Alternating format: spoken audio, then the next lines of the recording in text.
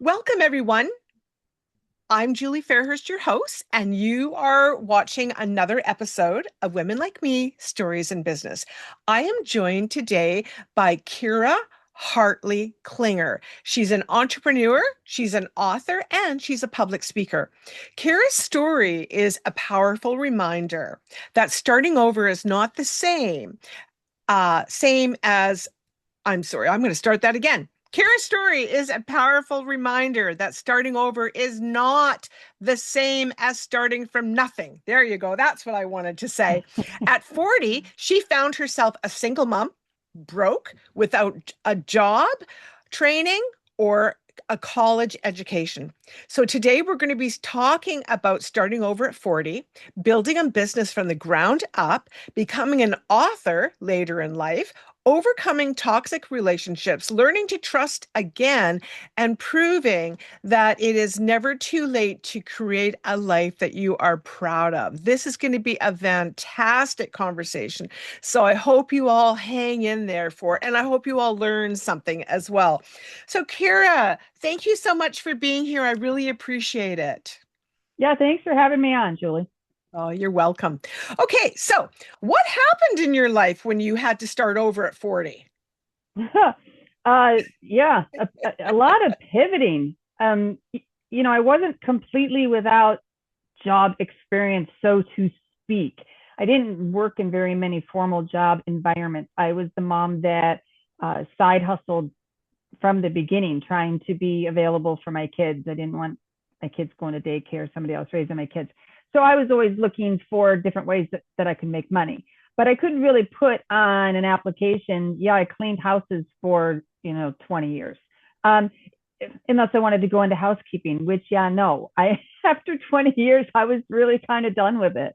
Um, so yeah, I had to figure out what I was going to do to make money. And I didn't really want to just jump out there and get a factory job or get the typical 9 to 5. For one, I really didn't think I was going to make enough money to be sustainable. And two, I was going to have to juggle my teenage daughter's life and schedule. She was the last of my three kids at home. She was 14, not exactly an ideal age to start leaving her home alone by herself. So yeah, I had a side hustle at the time. It was more a hobby than anything else, but I was buying things that people didn't want at sales and auctions and what have you, and selling it for more money. Ooh. Yeah, and I didn't really know how to do it going into it. It, like I said, it was a hobby. I would go out with friends and we would look to buy things for ourselves, for our homes, whatever. eBay was in its first decade, so the curiosity was always there. There'd be something there at auction and nobody wanted it, and they're saying, $2, $2, anybody $2? How about $1? And you're just like, all right, fine, I'll give you $1. Take it home and see what happens. That's Yes. kind of Yeah. how it started. Oh, that's exciting. So you were a single mom broke without job training or a Mhm. college education. So what did those early days of rebuilding feel like? Scramble. I mean, I still worked at the elementary school part time. I worked there 4 hours a day during the school year because I was on the playground. I heard that ding on my computer. Sorry about that. That's okay. I didn't hear I it. did. I was okay. Anyway, so I had to keep that job. I just started to go to auctions more during those. I lived in that house with my daughter for the last 4 years before she went to college. And so those 4 years, there were a lot of late nights. Um, I did not watch TV. I did not really have much of a social life. I did end up getting a long distance boyfriend at one point, but even that, I'd see him maybe on the weekends. I was busy. I could not let up. I had just kept buying and selling and reinvesting that money and buying some more. I didn't really want to go into debt for this thing that I didn't know if I was going to be any good at. Now there Mm, just wasn't enough money to pay the bills I had, let alone take on another yeah. debt. When did you realize that you have to figure it out? I think I realized it when I decided that I wasn't going to go get an everyday job. I think I Mm, realized then that okay, well then you don't really have a choice. You're going to have to figure it out. Otherwise, this is your other option. And I had people say to me, well, shouldn't you be going back to school and getting a degree at this point? And I'm like, okay, school costs money. School takes time. When am I going to do those things and make money to pay the Yeah. bills? And it was a solid suggestion, I guess, but it wasn't very practical. Um, Yeah. yeah, I had to figure it out and I had Yeah. to go all in. Yeah. Wow. So you have built two successful businesses with minimal investment. So that is interesting. So what was the first business and how did you get it off the ground? The first business was the store that I initially kicked off the ground on eBay with the buying and selling. And that one, it became sustainable at some point, but I still held that part-time job through that 4 years. What happened at that 4 year mark, there was a lot of things that happened. My daughter graduated and left for college. Um, I agreed reluctantly to get engaged, which meant moving away from my home. And that little Ah, house was the first thing that was mine. It was my security, my serenity, my where I found my peace. It's where I found me. So a lot of things had to happen. But another thing that I agreed to do, because we were combining incomes into a family again, I said, you know what? I'm not going to work another side job anymore. I'm gonna do just this and see if I can make enough money to be sustainable. So that was at the 4 year mark. It really wasn't until the 8 year mark when I opened a second online store on Etsy that things started to really pick up and take speed. So one of the things that I discovered at one point that had value that I didn't know was vintage and out of print fabric. And I was finding this at auctions. That's how I found out that it was worth money. I knew nothing about it. So yeah, I had started to sell fabric probably close to the 4 year mark on eBay. But I didn't decide to open an Etsy store till 4 years later when I finally felt like I knew enough to stand a chance. But even with that, it was like starting over all over again because I had to find a whole new customer base and I had to find people that believed in me because the people that was buying the fabric, they knew what they were buying, they knew what they were looking for, and I felt like an imposter for a really really really long time. So well, why yeah, did you feel like it? Why did you feel like an imposter? I didn't grow up around fabric. I didn't grow up in a sewing family. I didn't know anything about it. I could sew things by hand. I could Yeah. get by. At this point, I've made like 3 dozen memory quilts for people out of t-shirts and clothing and things like that. I can get away with that. But try to put me in front of these fancy sewing machines or do what these quilters do, that's not me. And Yeah. I didn't even know how to tell the difference between cotton fabric or polyester blended fabric. I didn't know how to tell the Yeah. difference between how old is this piece of fabric, and I didn't know any of it. I started with no knowledge whatsoever. So then to come into an environment, where it felt like everybody knew more than I did. It was intimidating. I bet. Yeah. Yeah. Yeah. But you learned it. I did. I did. Yeah. I learned it in a hurry and I became good enough at it that the guest speaking that I started to do, I do guest speaking for quilting guilds. And we talk about fabric and we talk about dating fabric and repurposing and burn testing. And I can talk for an hour and I sound good. So and I get paid, so I must be Yeah. doing something right. Yeah, yeah. Well, it Uh, just goes to show that, you felt that fear, you felt like an imposter, but you just pushed yourself through it and now look. And that's how we learn. That's, and we either push ourselves through and carry on or we go, I can't possibly do that and never do it or veer off and, do something else or never do anything. So right. good on you for learning and making it a career. Yeah. Yeah. I mean, who knew? I still have both shops. I like to call eBay my heavy hitter because that's where I make the big dollars. Not to say that I don't do well on Etsy, but selling a fabric, a piece here and a piece there, isn't like flipping something for $100. You know what I mean?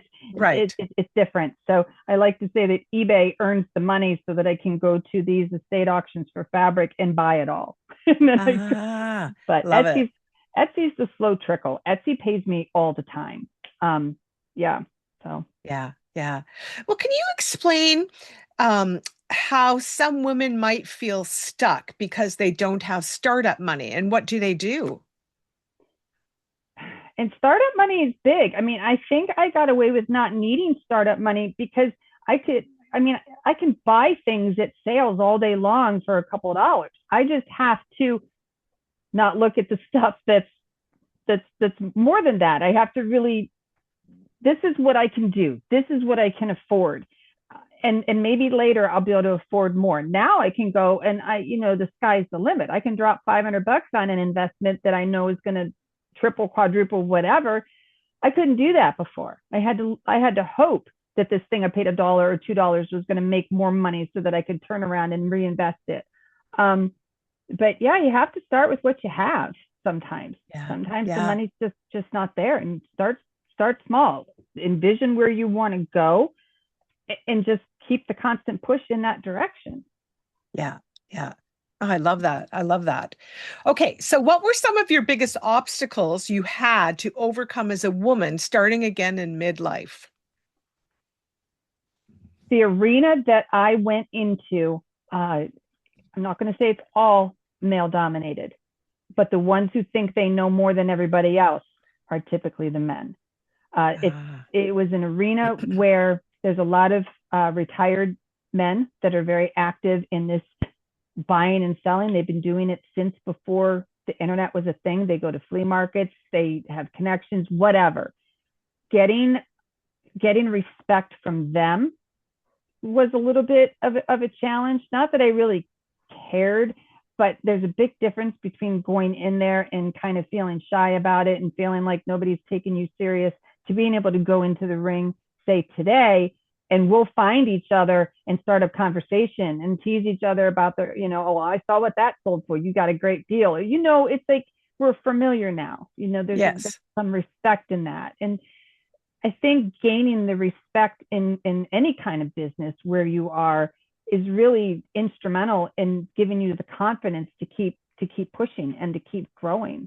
Yes, absolutely. It's like you were trying to chip away and get into that old boys club. Yeah, Yeah, very much yeah, so. Very much yeah. so. Well, how did being a single mom shape the way you approach business, money, and survival?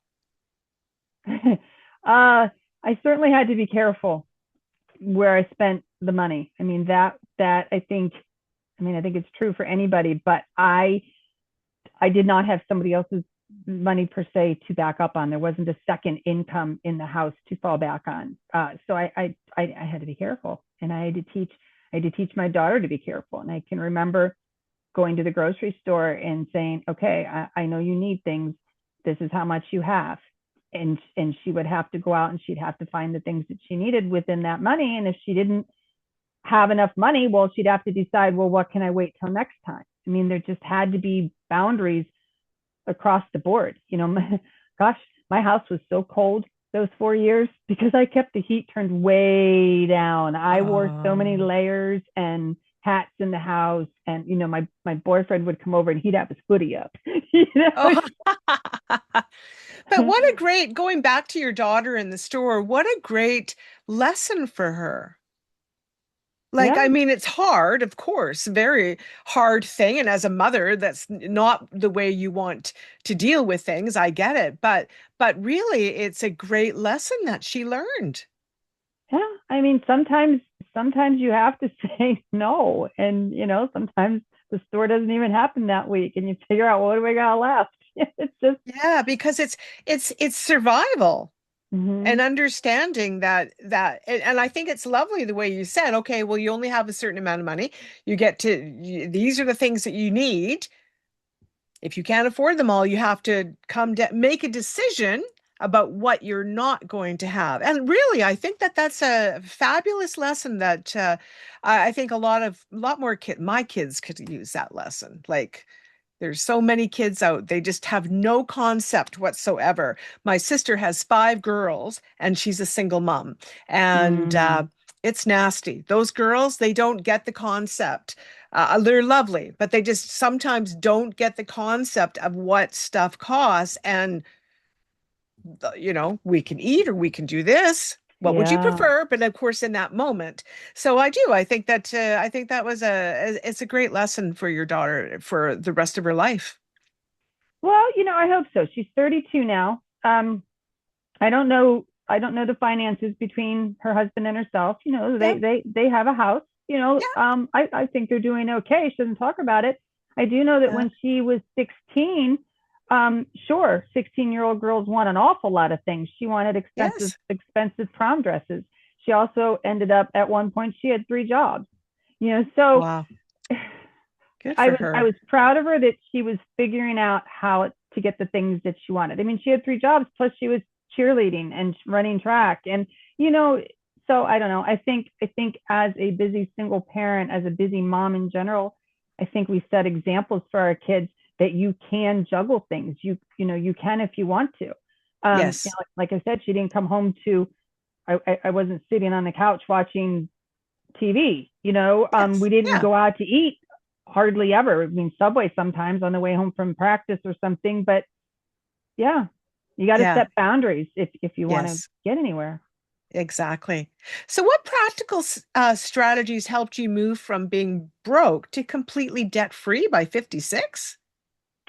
Yeah, I never thought I'd hear those words because Wow. I was so deep in debt my entire adult life. Even when I was married, we were always scraping. I was always a solid month behind on every single bill.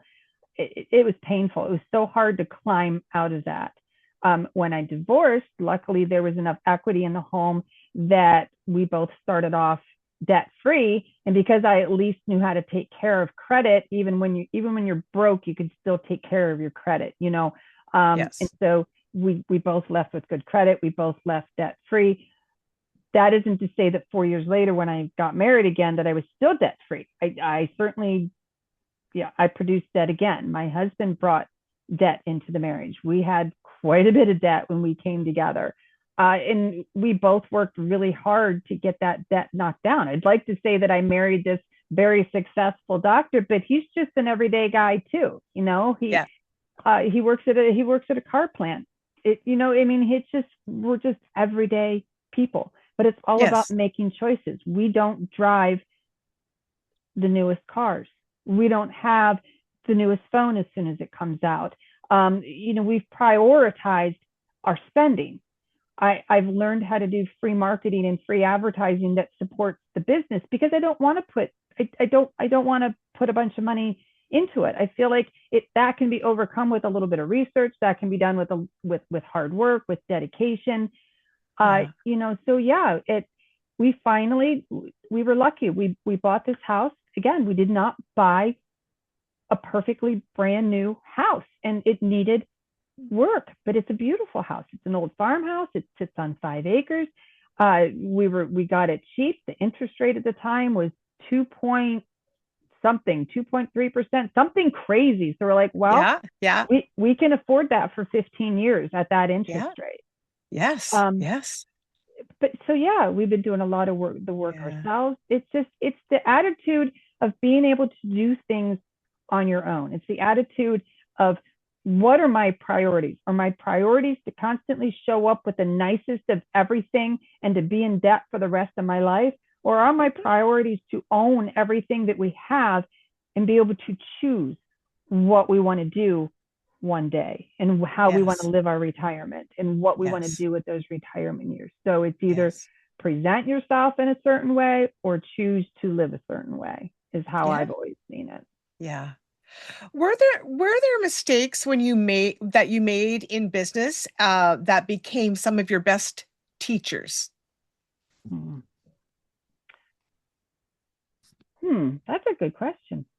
And I always hate when people say that to hosts too. Well, that's a Oh, great question because I feel like we're buying time to answer. But no, that's a good question, and I'm going to try to think on that one. yeah. Um, I can't really look back, and I mean, I can certainly say that I have made mistakes on things that I bought that I thought were worth money because I don't drive in a single lane of buying and selling one thing. I usually come home with a whole carload of things. And I don't often look at everything individually. Oh, well, you lost money on that one. Oh, well, you made money on that one. I look at it as a collective. I spent $500 today. And after everything has been sold, if I double that money, then I call it a win. Um, Yes. so I mean, I don't think that I ever tried to focus in on certain things though, because there's things that everybody thinks are worth money and they decide to specialize. Well, I'm just going to sell coins. I'm just going to do jewelry. I'm just going to do this. I'm just going to do that. Right. And I stay away from the really popular niches. And it's not that I won't go into their lanes. I certainly will if nobody's bidding on something and I know it's worth money. But yeah, I don't get caught up in that either. I think it's kind of similar to just my outlook on life. I don't get caught up in the big dollar noise, whether it be what I drive or what I buy to resell. You know, Yeah. Yeah. um, Well, let's shift our conversation a little bit because you have been writing for 4 decades, but you didn't yeah. publish anything until 55. So, what finally pushed you to publish? I always thought I was a fiction writer forever. I loved writing Ah, stories since I was a kid, and I did a lot of writing in my 20s and in my 30s. The only thing I ever saw get published was a magazine article in my 30s. So when I hit 40, I couldn't really dicker around with the writing anymore because it wasn't making any money. I right. had to put all my effort into the business. So I quit writing. What happened, I think storytellers are always storytellers. I think it's there. I think we're all people watchers. I think that we're always writing the next great story in our heads. Some of these auctions were just producing really incredible tales. There is so much nuance and so much character, and I've met so many people over the years. And a lot of it was heartwarming, like some of the places where things came from. A lot of it was hysterical, the competition, the auctioneers, whatever. There just was so much color in what I was doing. And I found myself writing on my Etsy pages in my fabric shop. I started writing just little tidbits about, oh, well, this fabric came from, such and such a state. And, maybe I would talk about Stevie and Thelma who was there, or Krabby Patty, or, everybody kind of had these little cute names. And they just started to gravitate towards it. My customers started to write to me and say, you know what, these are really great. I really want to read the full length stories. You need to write a book. And I didn't think I'd write nonfiction ever, Yeah. but in a lot of ways, it's still storytelling. It's just I'm given the characters on a silver platter. Yes. So okay, well, why not? You've asked me to do this. Why wouldn't I do that? And so I did, and I chose to publish it myself because I felt like the hard part happened before the easy part. The writing was easy. Figuring out who your readers are was always the hard part, the thing that stood in the way of being published before. So, yeah, decided to self-publish, which, by the way, didn't know anything on how to do that either. It's Wow. just a matter of determination. If you're determined to get there, you can figure it out, especially with the internet these days. How can you not figure something out? I, Yes. So true. So it's true. just, There's yeah, so many resources.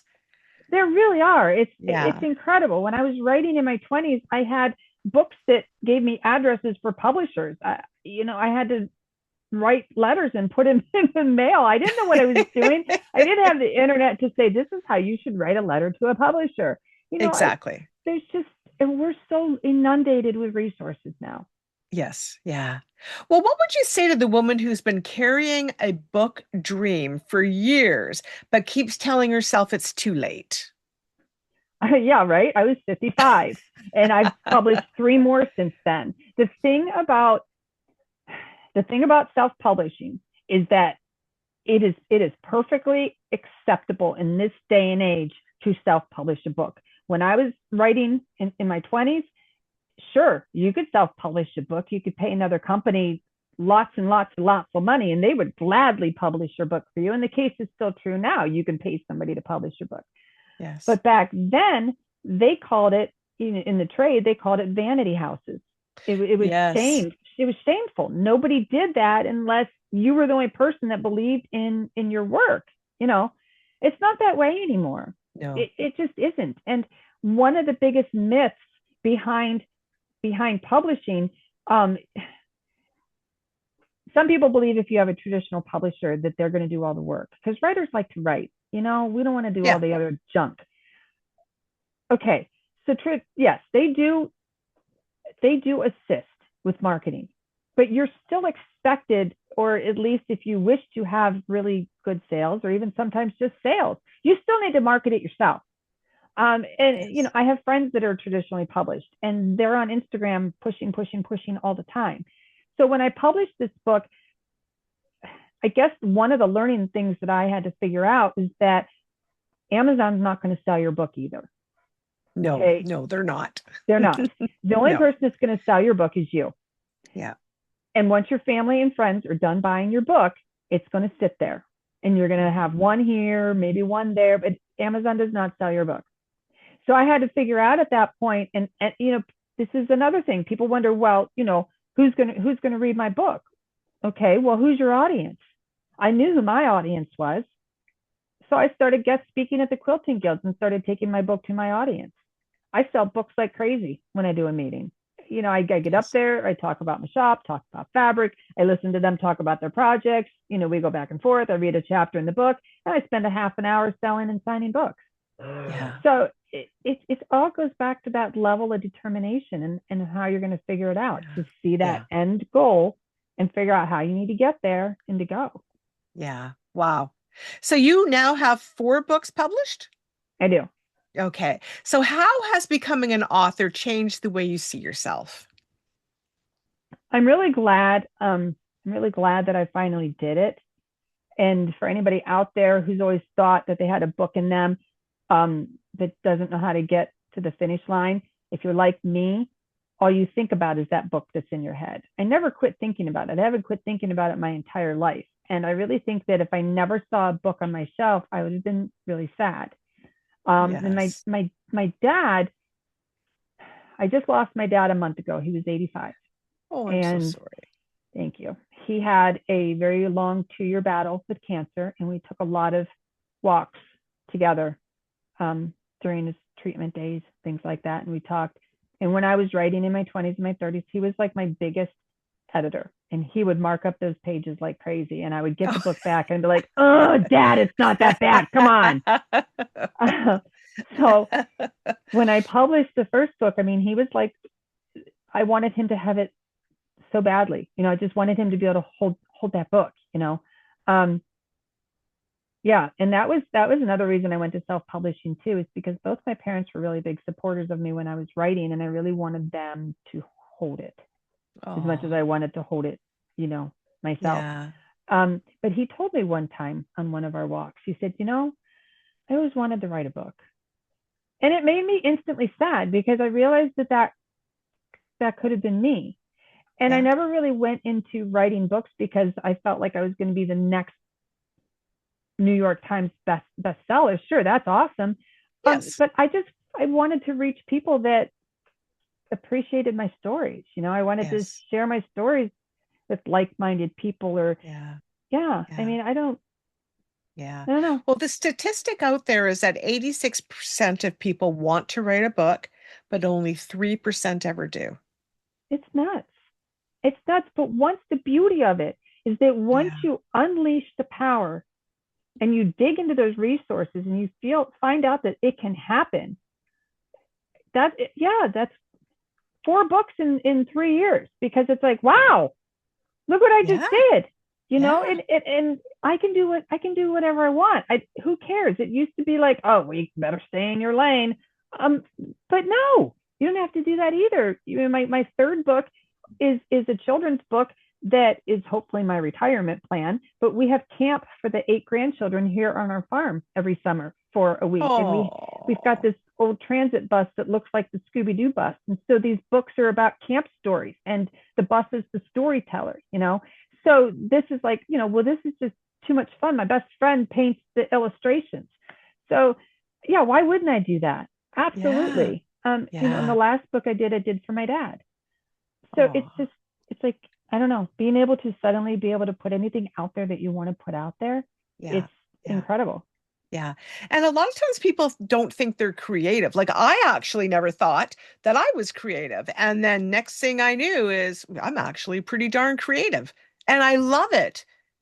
And so many of the women in my community, my Women Like Me community group, they don't think that they're creative. And then they get their stories out and they start designing and marketing and they're like, "Oh, I just love being creative." Yes. It's a curse and a blessing. Yes. I adore it too. Because I do woodworking, I paint, I do dry. I mean, I will do Oh, you're anything, very creative then. but it's like it's always pouring out of me though, and my list never goes away. So Yeah. it's But I it's a don't think our blessing and a lists are curse. I don't think our lists are ever gonna are supposed to go away. Well, I hope not. I mean, I guess I'd be No. pretty bored if I ran out of ideas. I Yeah. just kind of sometimes feel like I should finish the last 5 before I start the next 10, but it just Yes. doesn't Yes, work that exactly. way. Yeah, yeah. Well, I want everyone to know that we're going to have information in the show notes. If you're wanting to reach out to Kira or purchase one of her books, so we will have that information in there. So tell us about, is it pronounced duodity? It's Dodd Oddity. It's named after my Dot-oddity. grandfather. Named after Dot-oddity. my grandfather. So what do you do with this? You create, sell, offer things through business. What exactly is that? Well, Dodd Oddity is the name of my Etsy store. Oh, that's the name of your store. Okay. Yep. Okay. And the motto on my store is recycle, reuse, repurpose, because I'm dealing with people's stashes. It is all somebody else's fabric once upon a time. But I also repurpose old quilts, and I've learned how to make wool felt out of vintage wool clothing. So it's become a fabric and vintage textile destination for crafters, for artists, for people that enjoy recycling, that sort of thing. So yeah. Interesting. Oh, I'm going to have to look your store up because that sounds super interesting. And so, what about your public speaking? So, you did mention that you like to speak in front of the fabric groups. Do Yes. you do any other kind of public speaking out there? With Podmatch, it's kind of funny. Podcasting is another thing that came about. I never used to like to speak in front of people at all. I would Yeah. sweat and I would get, you know, dry mouth. It just Yeah. was horrible. Could not wait to sit back down. Yes. But in order to be successful at some point, you have to be able to set that aside as well. And, Yes. after I had published the first book and after I'm like, okay, well, I need to figure out who's going to read this book. So one of the things that I started to do, I would put notes inside all of my orders that I would send out. They asked me Yeah. to write the book. It's like, okay, here it is. Yeah. Come buy it, hurry up, whatever. But one of those notes actually went to a TV producer. I didn't know she was a customer. So, I mean, this is completely free marketing. So again, it goes back to being creative. How can I get the word out without having to spend a bunch of money? Right. Yes. Yes. So it also, in a roundabout way, it landed me my first podcast. The book did. I got invited to my first podcast, and I was like, oh, okay, maybe. Yeah. So, and that kind of ticked things off. But the podcasting I've been doing for about a year now, I guess. The first one I did, and then it was a couple years before I really got into it. But I've submitted TEDx style conversations or whatever to Alex, the CEO over here at Podmatch. And the first one I sent to him ended up landing on his blog page. And the second one, I'm going to be a future guest speaker for the virtual live event. And I'm like, oh, well, okay.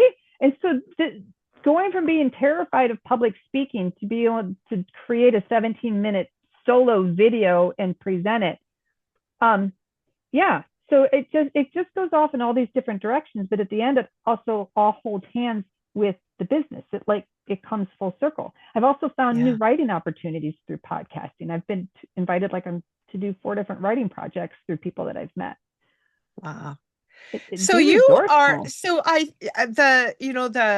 the lesson that we can all learn from you is you are definitely never too old. You're definitely never too broke. You're not too far behind, and just do what you want to do and quit friggin' worrying about it all the time. Yeah, I mean, you just, and it's easier said than done now, because I Oh, remember days bawling my eyes out when I was first yes. starting out. Yeah. Yeah. But you have to start somewhere. Everybody Yes. starts somewhere. Yeah. Yeah. Yeah. Well, what's one Mm. small step a woman can take if she wants to start a business, but she feels overwhelmed? To find something that she is passionate about, or something that she is Oh, curious about, or something that she feels that she's good at, or that she has potential. I mean, yeah. yeah, I was Yeah. really good at cleaning other people's toilets, but did I want to do that for the rest of my life? No. No. Find something that you get up in the morning and that you're excited about and interested, and not just because it's going to pay the bills, but something's going to keep you motivated to keep learning, to keep growing, to keep pushing. Because if you That's don't like right. what you're doing, or like the direction that you're headed, your heart's not going to be behind it. Oh, and that's so important. And why? Your why, right? Like, why are you doing this? Yes. And if you don't have a strong why, then I don't want to ever step on anyone's dreams, but you may want to reevaluate Yes. because you have to have a strong why. Business is not easy. No. And it's like No. writing a book. No writer out there will say, I want to write because I want to get rich. Not Oh, one. no. We all know it's a fallacy. We Yes. write because it's in our heart, Yes. and because it's what we always wanted to Yes. do, and we're willing to make the sacrifices, that Yes. sometimes being, I'm not going to be rich, but I'm going to do what I love. So Yes. yeah, Yeah. And a book can take you places. it It can can. help. It can help. It can be your promotion. So it's there's lots of uses for a book, and I wish everybody makes lots of money, but you're absolutely right. It is it's very rare that we're going to make get rich off of books. But there's Yeah. lots of other ways that books can help us in the world, and we're leaving a legacy, and we're being creative, and we're having fun. It's fun to Yeah. promote books and talk about what we're doing. So, Yeah, it well, really is. Yeah, yeah, nobody has to convince a writer to be a writer. A storyteller does it. We already know what the reasons are, you yeah, know. yeah, So, yeah. and it does. That producer, I did sign a contract with her. Did I get a TV show? Well, no, because she's got to sell it to a TV studio, just like an agent had. But it doesn't Yes, matter. That pushed me. That pushed yes, me into, like, what else can I do with this? So that yes. that that pushed me that much further. And yeah, the book does all kinds of things for my business. So it's Yes, yeah, yeah. yeah. Well, Kira, thank you so much for sharing your life and your struggles and your wins and your wisdom. And I just know that there will be a lot of women that will gain some courage from listening to you. And thank you so much for being brave to do these podcasts. I know they're not, I got it down pat now, but in the beginning I was tongue-tied and dry mouth, the same as you. It Yeah. takes practice and courage to get on them. And I know it's funny because I joined that pod match, right? That's where we connected. And it's interesting because now I'm going on other podcasts and I'm nervous. Yeah, but it's so fun. I mean, I asked you where you were from at the beginning because I'm keeping a list. I want to get a map with push pins because I've been all over the world. Yes, You know, yes, and this doesn't have to cost. Now I know that as a host, there's ways that you have to be able to make money. It's a little bit more creative. yeah, But as a yes, guest, you don't have to invest money if you don't want to. There's plenty of podcasts that you can yes, because they Yes. brand, they market, they whatever. Right. But if you Yes. have something to share that's helpful to their audience, then that ends up being a service too. So it's a Absolutely. win-win. It helps the host, it helps your business, it helps Yes. the listeners. There's just Yeah. so many different, yeah. If you have an There's so ounce of there's creativity, there's so much fun out there. yes, Yes, and you found it, and I found some myself. So yes, I yeah, did. yeah. So I did. ladies, don't be shy. Get out there, find some fun, get creative, write a book, go sell something. There's all sorts of things that we can do in the world. Just find what you're passionate about and know your why and if you do can get those two things connected together, then there's nothing that can stop you really.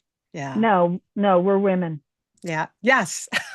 I almost want to sing Hear Me Roar, but maybe I I know. won't. Well, Kira, thank you so much. And as I said, everyone, we're going to have all of the links that you can purchase her book or reach out to her store in the show notes. So don't hesitate to do that. Snoop around, stalk her a little bit, and see if she's got something that might be helpful to you. So, Kara, thank you again for doing this. I appreciate you greatly, and I wish you all the best in all your creative endeavors in the future. Yes, thank you. And to you You're too. welcome. Thank you. Okay, everybody, take care. We'll see you on another episode. Bye bye.